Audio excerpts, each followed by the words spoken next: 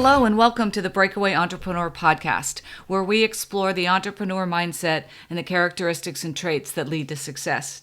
I'm your host, Janet Fish, and I'm super excited about this week's episode where I interview Aaron Young. I've known Aaron for many years, and I've had the pleasure to work alongside him. He's taught me a lot of what it means to be a successful entrepreneur. Now I get the pleasure of sharing him with you.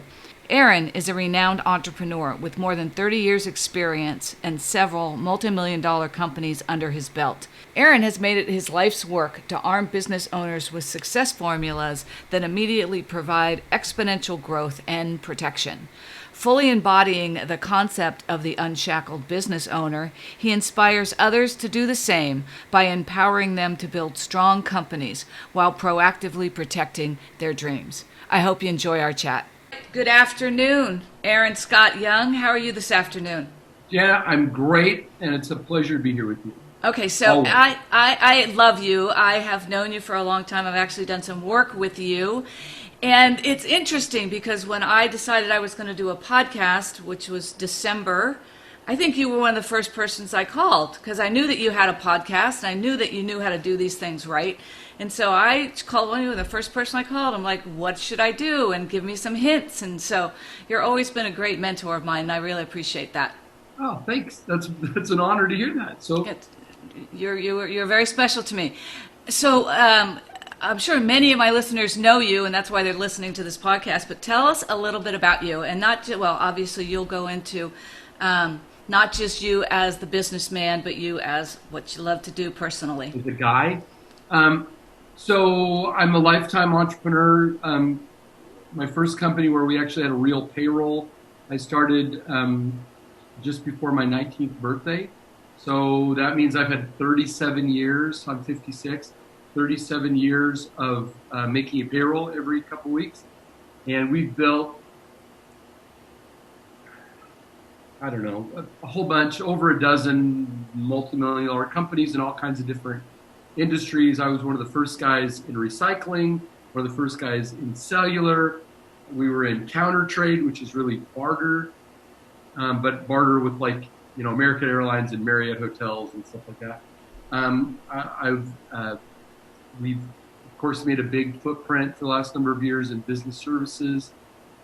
So anyway, that's kind of what I do. Is I'm not a really great manager of as the companies get bigger, I get myself out of the way and end up owning a lot of different stuff that makes money.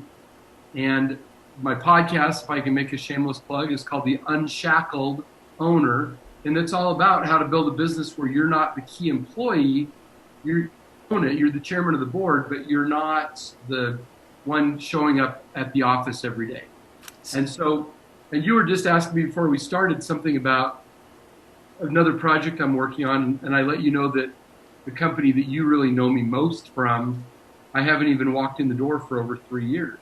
So but yet, I get a paycheck and it's significant, and we've got a big stuff going on there, and that's what I do. I've learned early how to get things started, and then bring in much more talented people than myself to manage, because I get lost in the details, but I'm really good in the steps. And you're really good at the big picture. I mean, you say I haven't been in the office for 3 years, but it's not like you haven't had your hands in where that company is going and the exciting things that you're getting to do. So you may not be sitting there day to day running the business, but let's face it, you're running the business. I'm the chairman. I'm setting the direction for the business. You're the visionary. Thank you. And then there are great, professional, excellent executives that run the companies, and we have lots of employees, and it's just great. I mean, it's a great way to live. And then I do a lot of speaking all over the place. COVID wiped out several things that I was super excited about. I was going to be I was doing a keynote at South by Southwest. I was supposed to do a 4-city tour in the United Arab Emirates. I was supposed to speak at the Oxford Entrepreneur Society's annual meeting. Richard Dreyfuss, the actor, and I were the two keynotes. So there were a lot of cool things that I didn't get to do during COVID. I guess we're still in COVID. But But you will get to do at some point. Oh, I'm invited back. So those are the things that are so much fun. And then I work with, I teach a class that helps business owners grow their businesses. And I've worked with companies as small as 3 or 4 employees and as many as 2,000 plus employees, from $1 million in revenue to 200 million in revenue. And this is what I love doing. And my life's work is, you know how you're supposed to be really explicit? And I teach people, be explicit. But my goal is not explicit. Right. My goal is to help more companies stay in business for more years, making more money. I love that. Because if I can help companies stay, because nobody stays in business forever, right? Look at all the companies in bankruptcy right now. Payroll and Imports, JCPenney, Hertz Rent-A-Car. These are, where did Kodak go? Sears is basically gone, right? I mean, companies that were institutions, the biggest companies in the world, are gone now. Yeah. So you can't live forever, but if I can help you live longer and be more successful, and that means you hire more people, buy their health insurance, give money to the Little League, do all that kind of stuff to help, that's great. That's the best thing I could do business-wise in my life. And that's what I'm about. Hey, it's Janet. Just a quick reminder, if you're enjoying our show, please subscribe to get all of our episodes as soon as they're available. We really appreciate you listening and sharing with your friends. We'd also appreciate if you go and give us a rate and review and let us know how we're doing.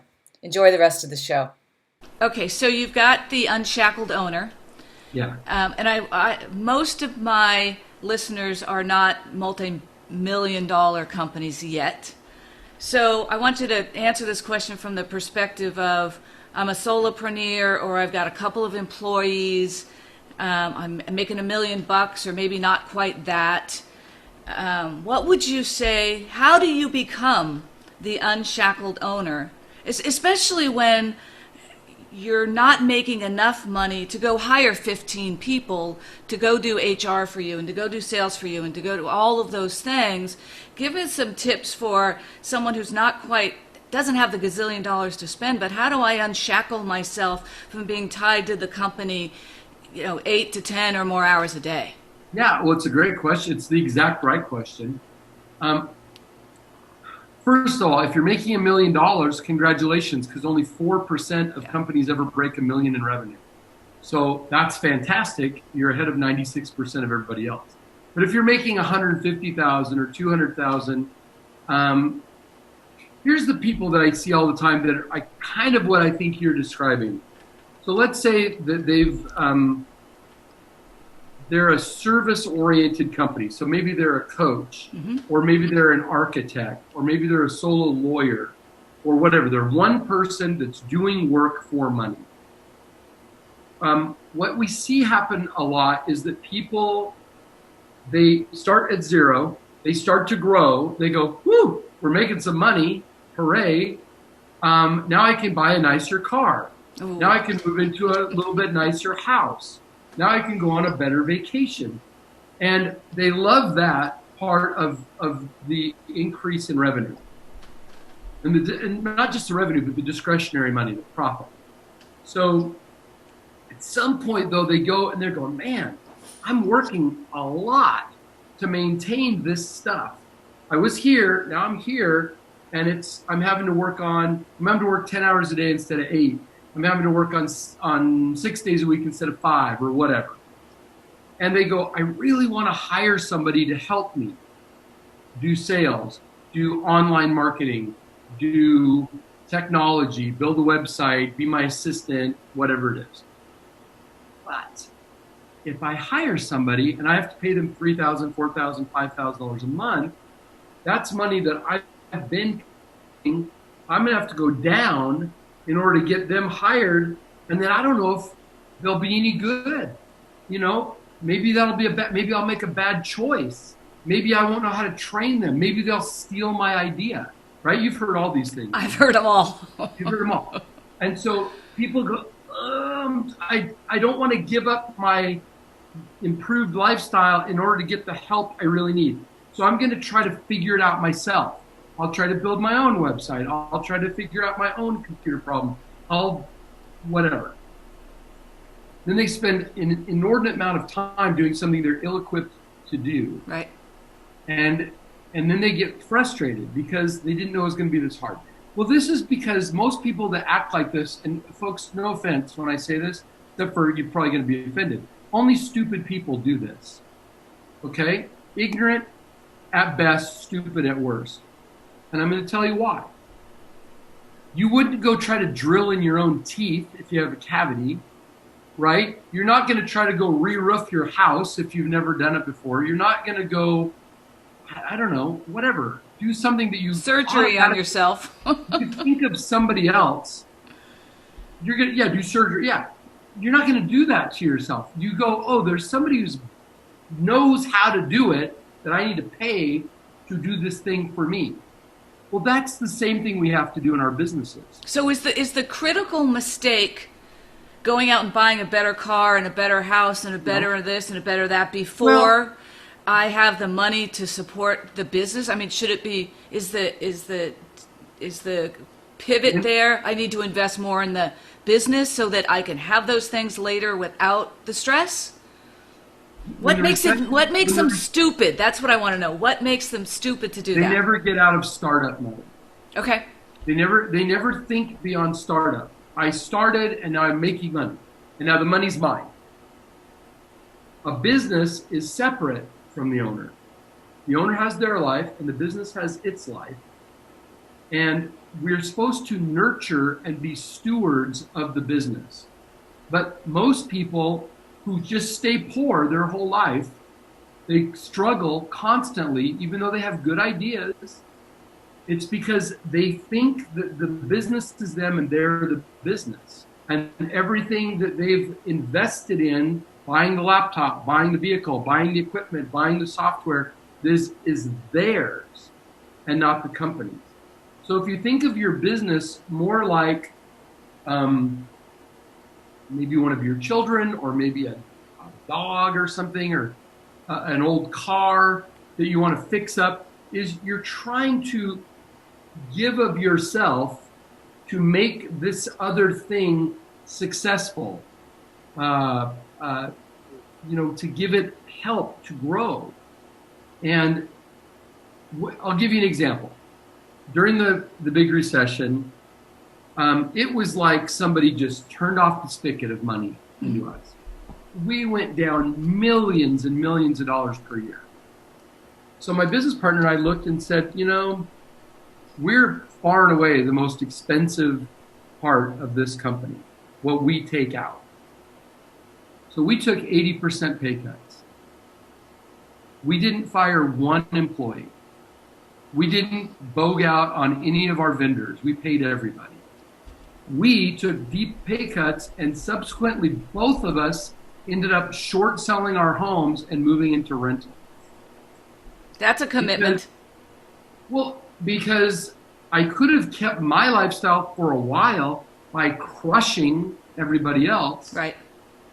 But I know that the businesses over there are the goose that lay the golden eggs.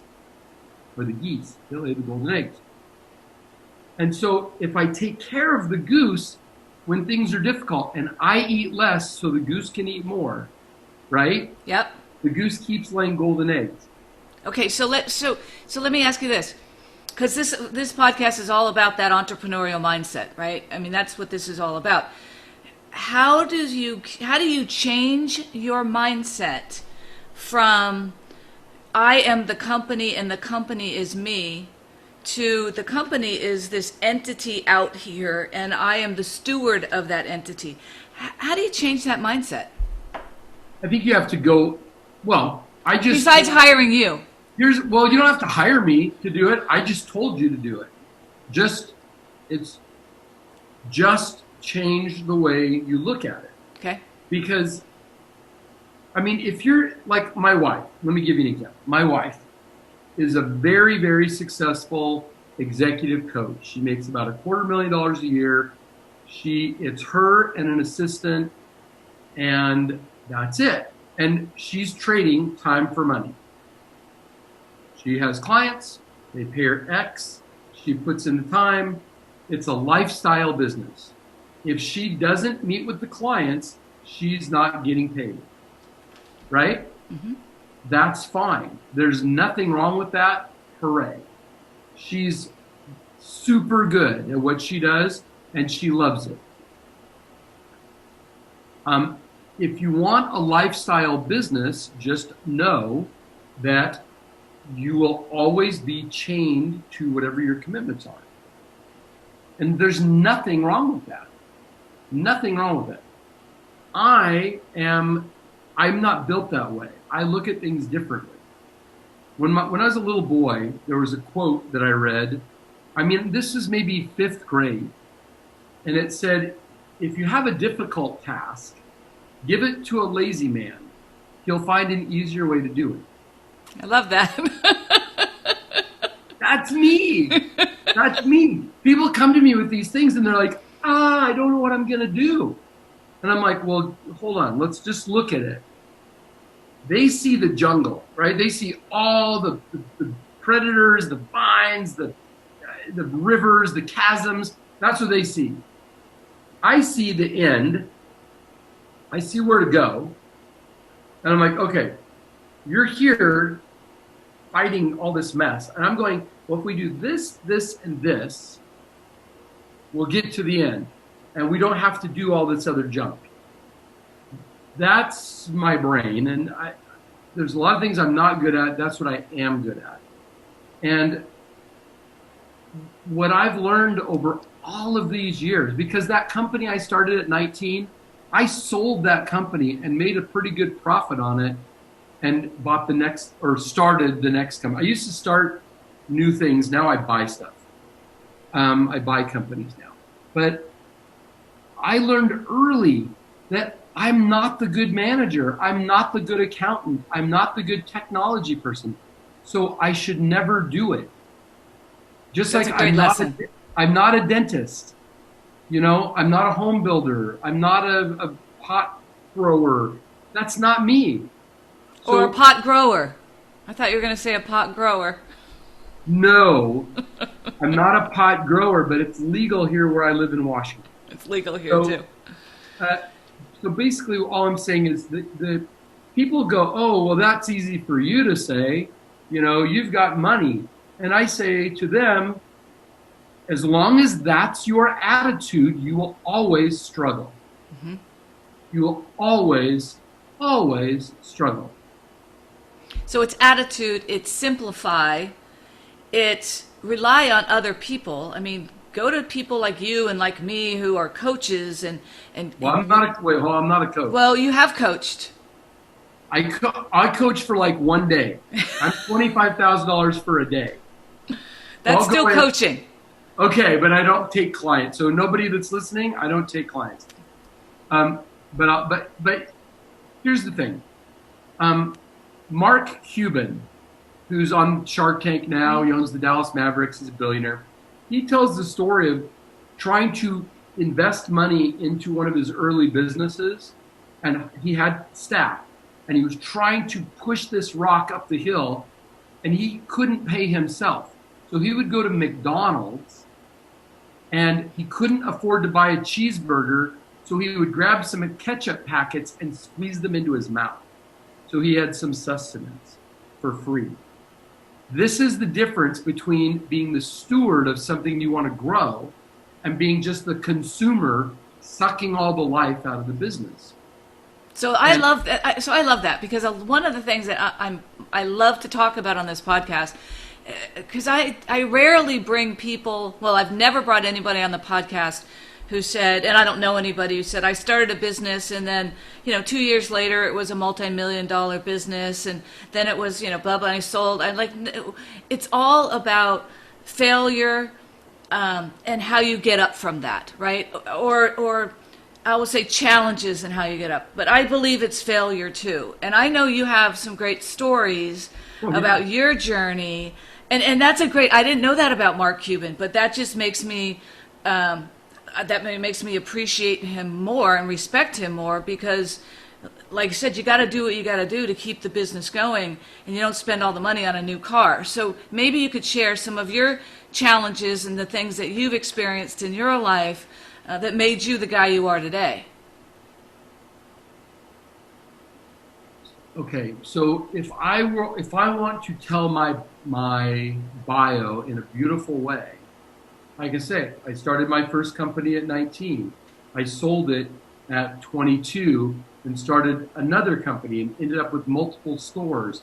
And then I closed that down, and I was recruited to be vice president of sales of a 350 office multinational NASDAQ traded company. 29 years old, I was VP, corner office of this big company, and then I left there after 3.5 years with all this money and just started buying companies. And ever since 1997, I've just been buying companies and sometimes taking them public. So that sounds like this hockey stick thing. I can also tell you the story of the reason the second company closed was because I made fatal mistakes and ended up in bankruptcy court with my wife 9 months pregnant with our second child. And for about 18 months, I was driving, they took all of our stuff away.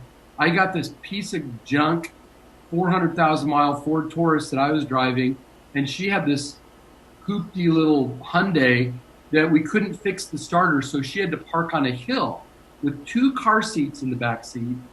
She had to park on a hill so she could roll start her car. That's how we lived for a while. I can tell you, you said, how did I become the guy I am now? Well, I'm writing another book right now, and I'm telling some of the stories from my childhood that I think shaped my adult thinking.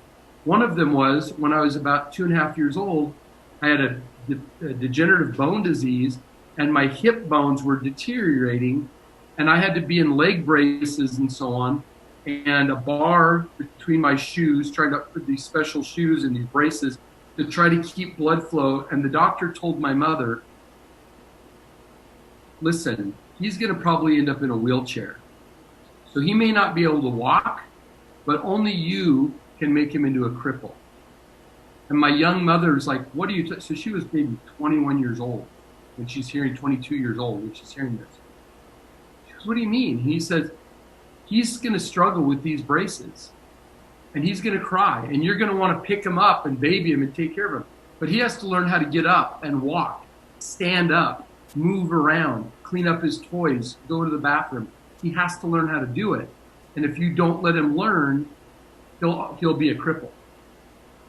And so my mom told me the story of having to be around the corner because she couldn't bear to look at me when she did it, and saying, come on, Aaron, it's time for dinner. Or come on, we got to go. We got to get in the car.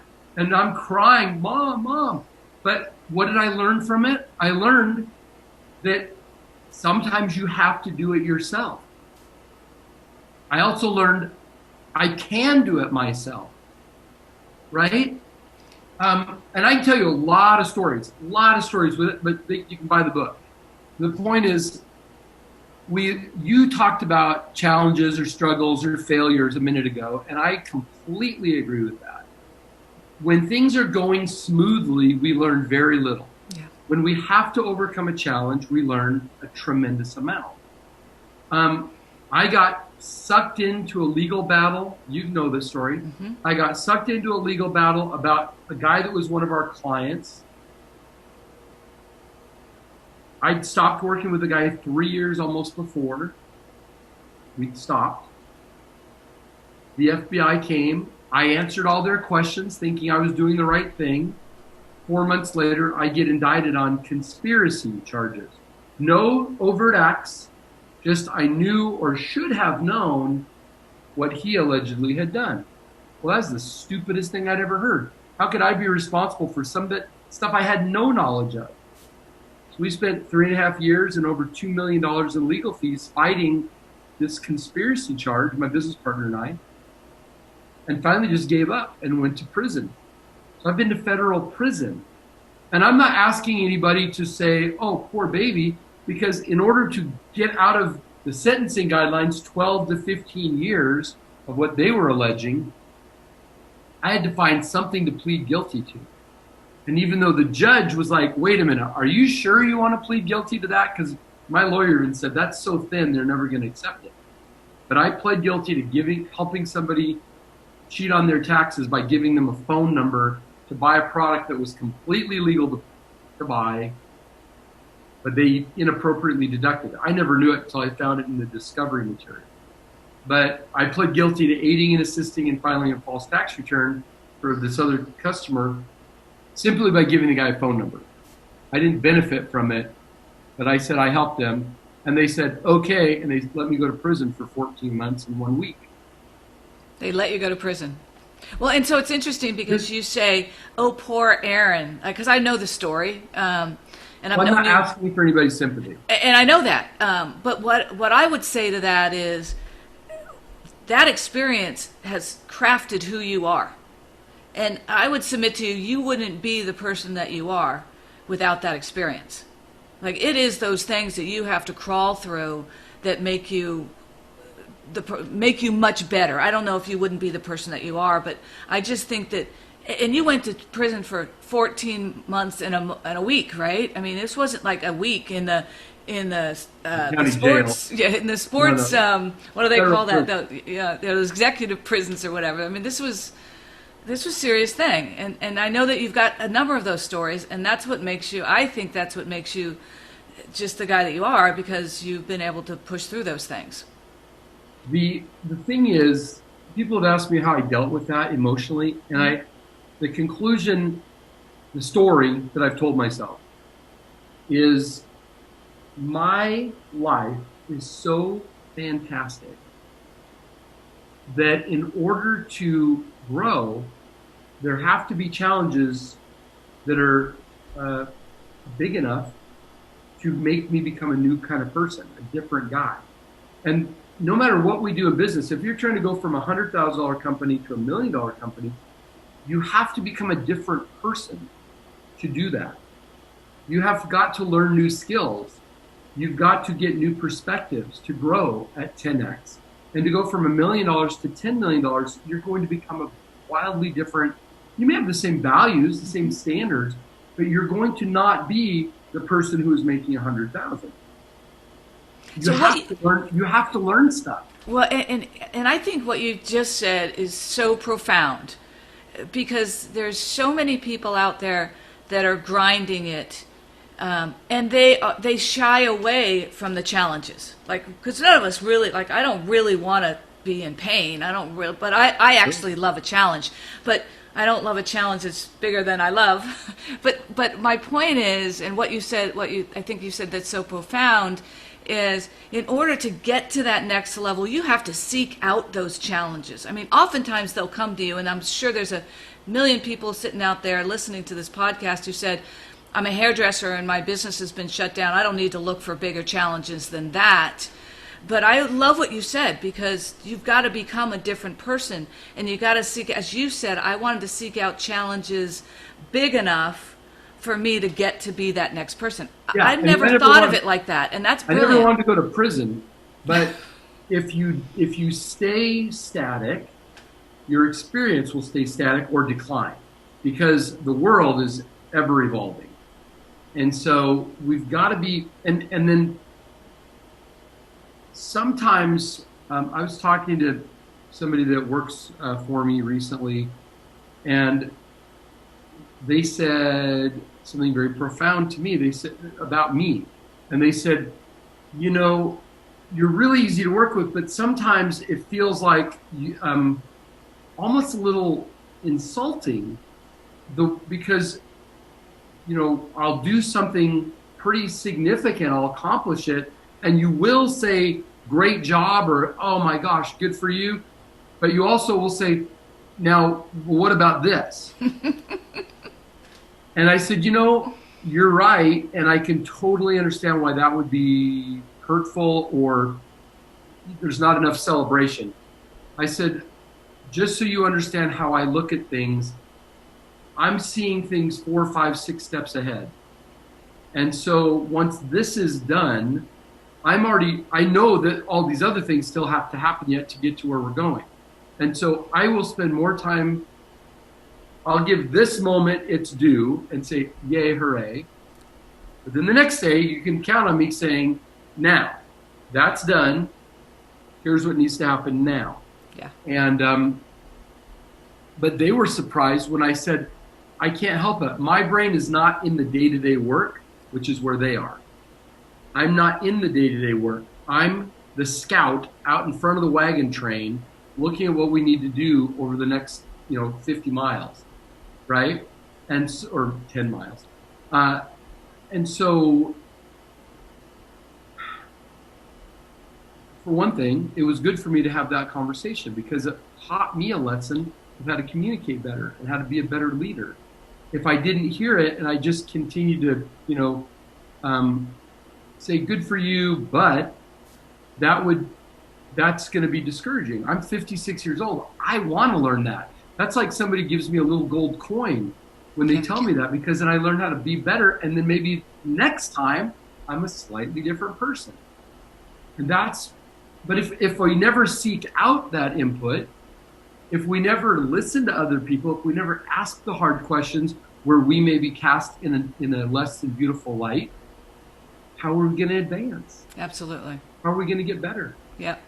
So if a person is in their business, and let's take COVID as an example right now, because I've got clients that are kind of stuck, and I'm really working with them to get out of the stuck.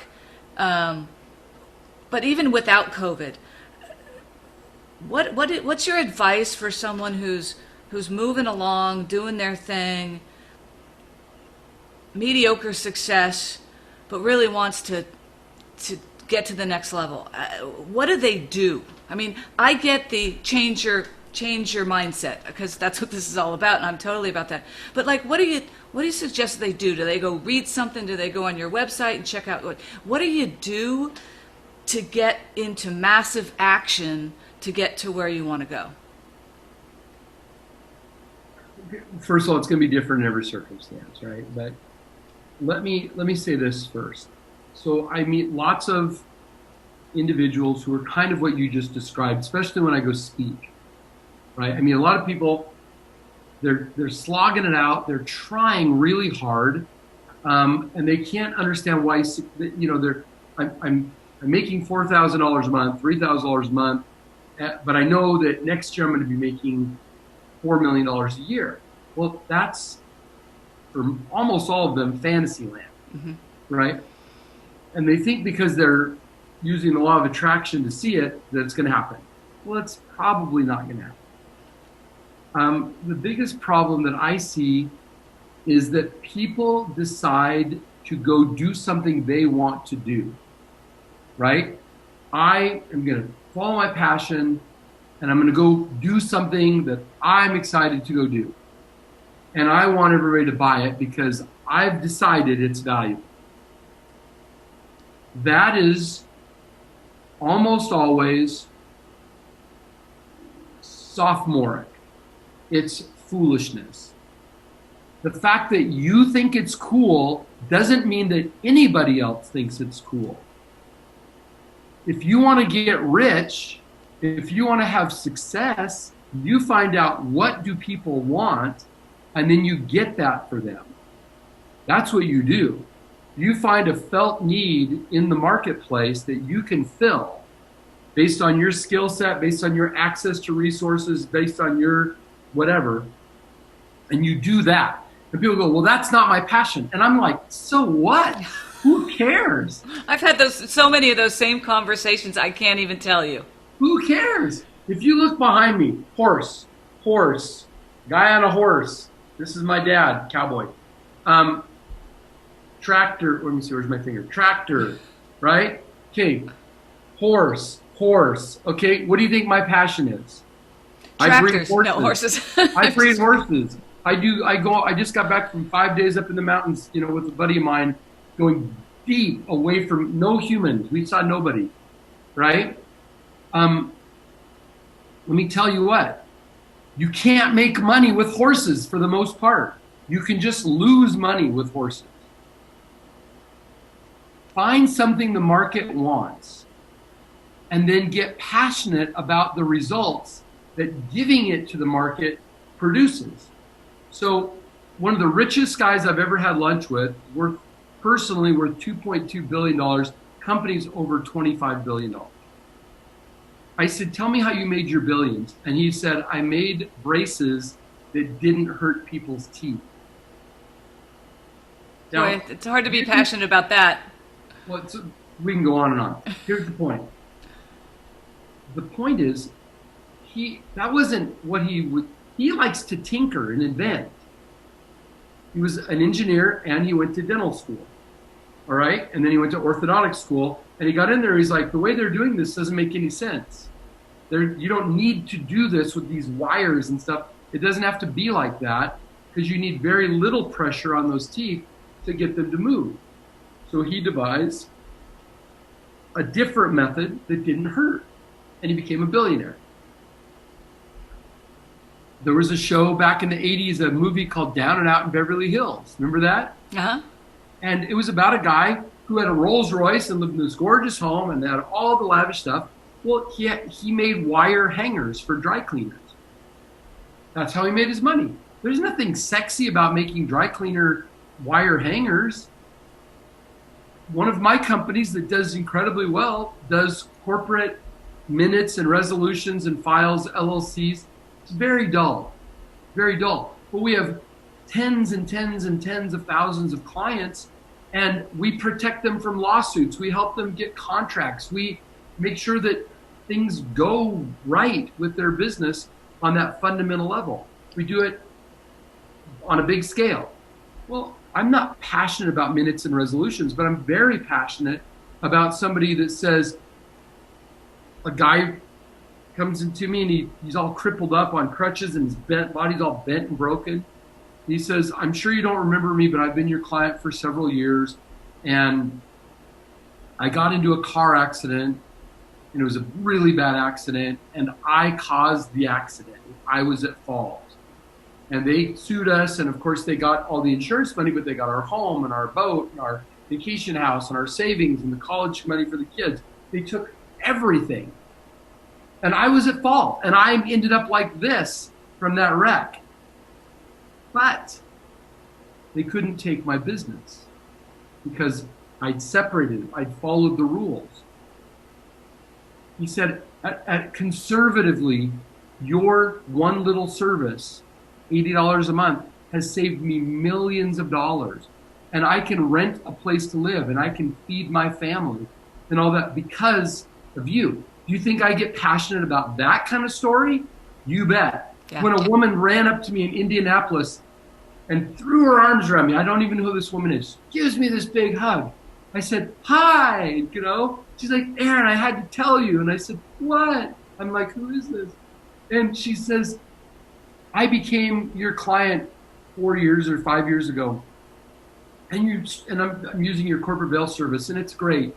And your staff is great, and we do it. But every year we had to renew. I thought, do I really need this? Do I really need to do all this book stuff, these corporate minute book stuff? Am I a sucker? Right? She said, I thought that every year. But I re-upped. It's not expensive. I did it. Well, then I went for a government contract as a double minority, Black woman. Guess what the first thing they asked me for, she says? Corporate books. What? 3 years of minutes and resolutions. And she goes, and I had them. Do I get passionate about that kind of story? So you bet. And I have to tell you, two things that because we spent quite a bit of time together on different occasions. And one thing that you said to me is, you've got to pay yourself or the IRS will come and tell you decide how much you pay yourself. And or else the IRS is going to come back and tell you, and it's probably going to be more, and you don't want to pay the payroll tax. So I have paid myself since after I came back from that event. I got online, and I paid myself ever since. So super happy day about that. And then I think about you every March, April, because I have to do my corporate books by, I think, May, 5 months after and I started in January. So every year I think about you when I go and I do all my resolutions, and I have a little book, my binder, and I go have a meeting with myself, and I document everything, and then I put it in the binder, and I'm like, did that this year. And I think about you because I have never been sued, knock on wood, but it's all there. And I've been passionate about relaying that message to my clients because you were so passionate about relaying it to me, even though it's not sexy and it's not fun, but it's like life insurance. That's not sexy or fun either. No. But it's necessary. Okay, we only have 6 minutes because I know you have to go. So I have one question that I want to ask. And I do pretty much ask everybody this question, but I especially want the answer from you, is what do you want your legacy to be? Wow. I know, 6 minutes. My dad just died. So, okay, I wasn't expecting the question. So, and I should have, because I should have read your notes. But my dad never had any money. My dad was always, mom and dad were always kind of hand to mouth. But he was, this is him right there. As a kid. And let me see, there he is not long before he died. Good, sweet, kind man, the most epic figure in my life, most influential individual in my life. I won the lottery with my dad. And my dad wasn't one to dictate what to do. He was gentle persuasion. He was a nudge. He was a, hey, you should check this thing out. It's really cool, right? If I would go and say, Dad, can you please tell me how to solve a problem? He would read a poem or tell me a story or tell me something out of history or show me an antique. He was an avid antique collector. And the way he taught me gave me the answer. Mm-hmm. But he never told me what to do. He gave me a context so I could figure out what to do on my own. You don't give a man a fish, you teach him how to fish, right? So my dad was to me. Everybody loved him. Everybody loved him because he was thoughtful, because he knew a lot about a lot, and he gently taught you without being a pain in the butt about it. He only taught useful stuff, you know? And it helped everybody that he touched have a better life, have better relationships. He was married to my mother they were just shy of their 50th anniversary. My wife, now you've got all the emotion on the surface. But my wife has often said every love story ends in tragedy, right? Because eventually one dies. Yeah. She said, watching your parents, yes, there was the tragedy, but it was such an epic love story that it's a great example to all of us, right? And I've been married going on 34 years. Blissfully, I married the greatest woman I could ever imagine for a companion for me. But my dad and my mom, but my dad particularly, showed me an example of how to teach people and lift people and love people and be thoughtful, and not just thoughtful, but mindful of people in a way that I thought, that would be the greatest thing, is if somebody could say, you know, Aaron Young reminds me so much of his dad. That would be a great legacy. I'm way more famous. I mean, that sounds really crass to say it that way. No, I get it. But I'm much more known around the world for the business stuff, speaking stuff, all that stuff. And I get all these wonderful positive strokes. And I always want to say, if you met my dad, you would understand I'm just desperately trying to live up to his example. And so I think my legacy would be, how did I help people feel better? When a conversation was over, did they feel better for the time with me or worse? If they asked me for help with whatever, did I give it freely? Did I give them a way to move their agenda forward in a way that was not always, I don't even want to say not always, it wasn't selfish. That doesn't mean I think we should give away our time or give away our knowledge. I don't mean, because frankly, people don't appreciate it when it's given away for free. I know that. But we always want to give more in use value than we take in monetary value. If you give me $10,000, I better damn well give you $100,000 worth of value. Yeah. Right? And that's what I want. And I told you before we started, when I turned 50, I thought, okay, I've got money, I've got love, I've got pretty good health, I've got stuff. I've got the trappings, right? I don't really need to pursue a lot of material stuff. What do I want to do? I've still got hopefully 25, 30, 35 years left at 50 years old. I'm 56 now. And I decided then my goal was to help more companies stay in business for more years, making more money. So you talked about the person who's having mediocre success. What can I do to help them have a little bit better success, a little bit better?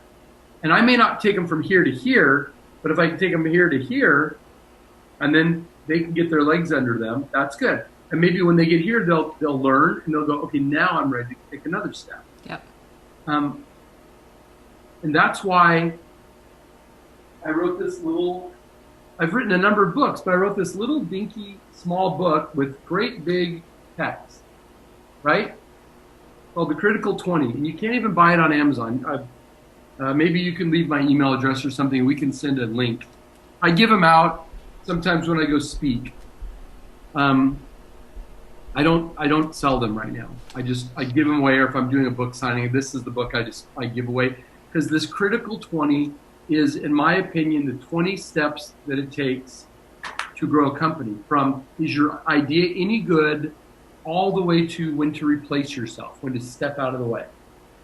And if I can just get people to learn a few of these little things as they're able to act on step 1, step 2, step 3, they're not ready for the other 17 steps. Right.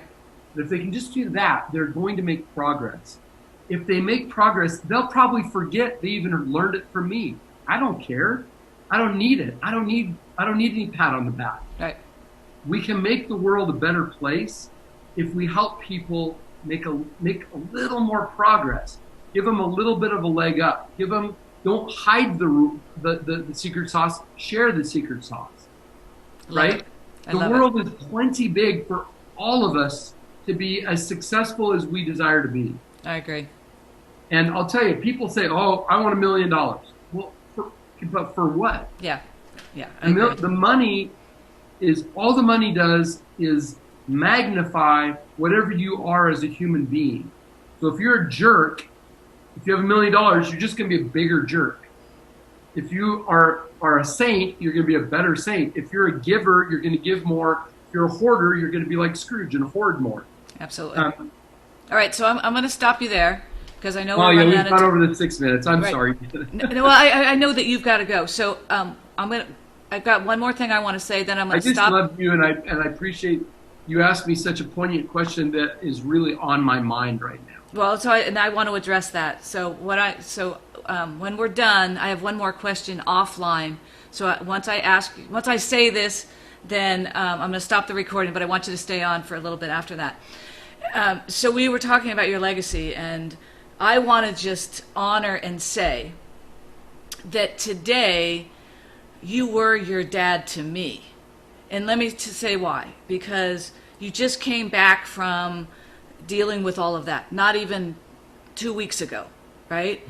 You came back and you find out that your admin had put this podcast interview on your schedule, and you're like, I'm just not feeling that today. And you had every intention, which I understand. My second podcast today did cancel. It happens. And your mindset was like, I'm not up for that today. And then you found out it was me. And you said, and we have a personal relationship. And like you said, you wanted to be there for me today, and you were here for me today, and giving of you for me. So you are your dad to me today and in this moment, and I just want to honor you for that. Thank you for saying that. All right, so we're going to leave it there. Just stay on a sec. Thank you. We love you. Okay, I'm going to pause. Thank you for listening to the Breakaway Entrepreneur, Janet Fish. If you liked our show and want more, check us out at www.breakawayentrepreneur.com.